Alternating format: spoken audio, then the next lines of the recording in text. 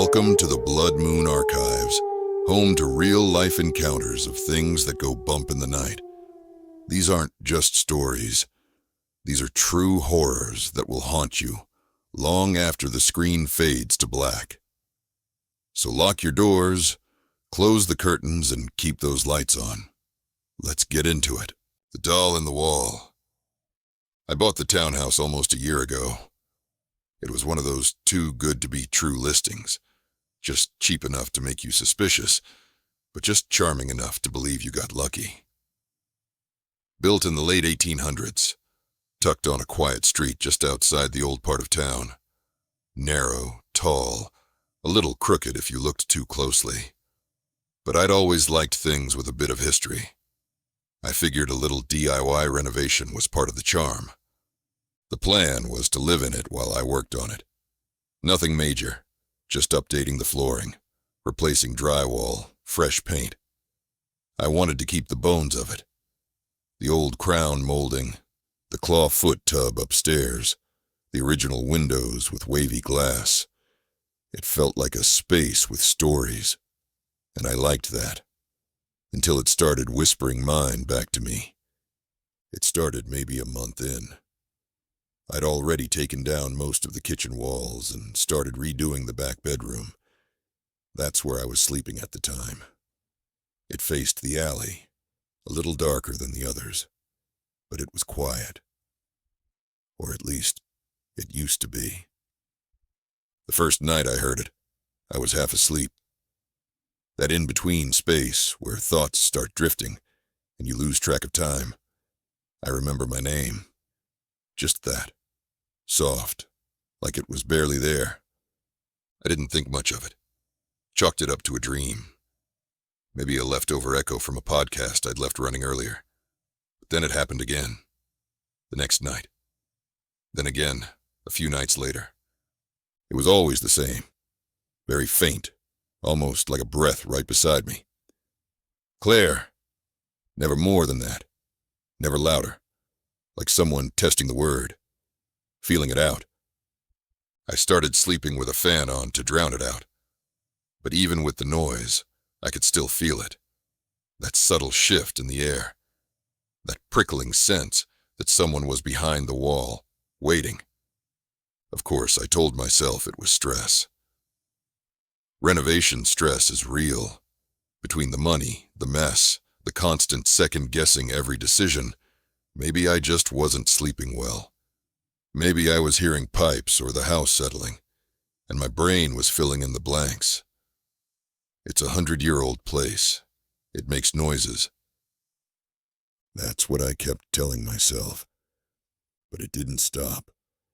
It got to the point where I started sleeping on the couch downstairs. Just to see if it was something in the room. Wiring, insulation, whatever. I didn't hear it downstairs.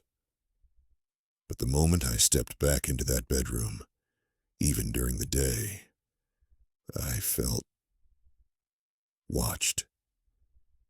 Like I wasn't alone, even though I knew I was. Eventually, I decided to open up one of the interior walls.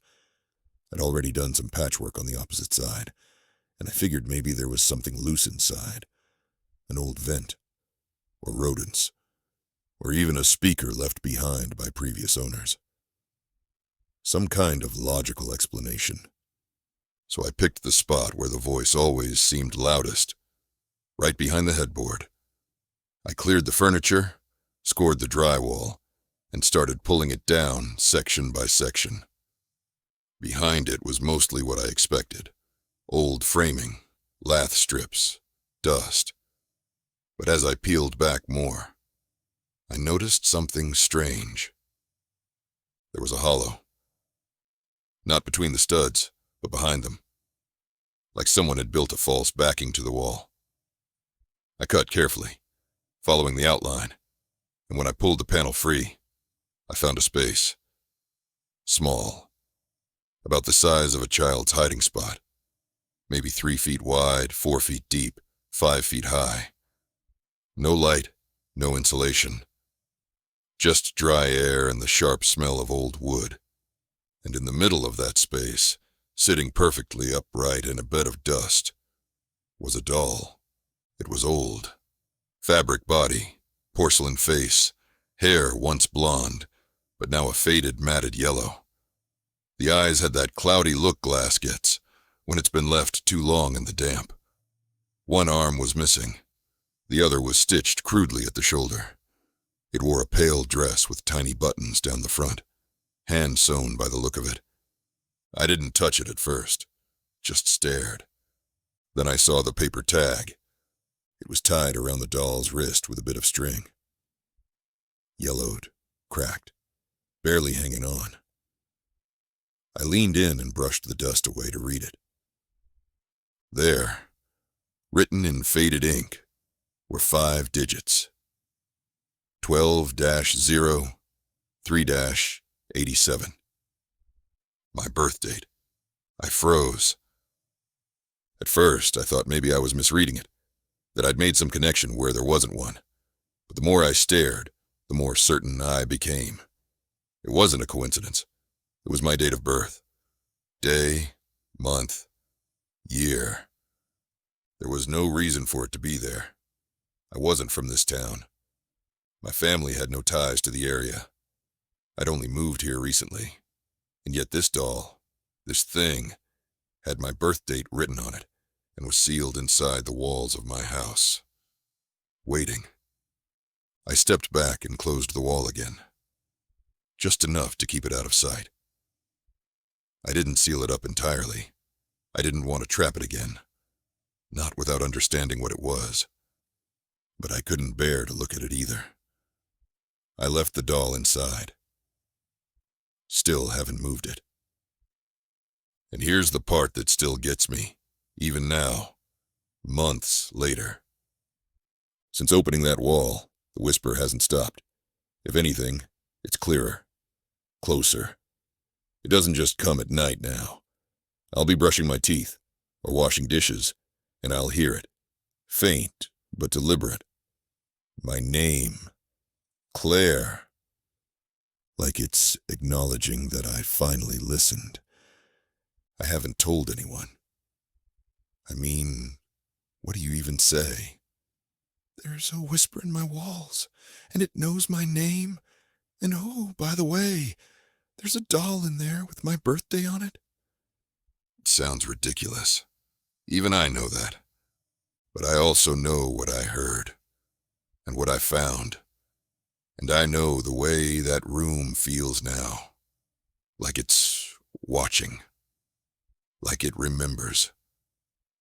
Some nights, I sit at the edge of the bed, just staring at the patched-up spot on the wall, wondering if I should dig deeper. If maybe the space goes farther than I thought. If there's more hidden behind the plaster. More messages. More names. I haven't touched the wall again, but I still hear it. Every night. And the voice always says the same thing. Just my name. Like a lullaby only I'm meant to hear. Well, you've heard the truth. But remember, not every story ends when the video does. Some stories follow you home, into the dark corners of your mind. If you've made it this far, you might just be brave enough to face what's next. If you want to hear more of these terrifying tales, and perhaps awaken something, you shouldn't. Don't forget to like, subscribe, and turn on notifications. You'll want to know when the next nightmare arrives. But be careful. Once you step into the darkness, it's not always easy to find your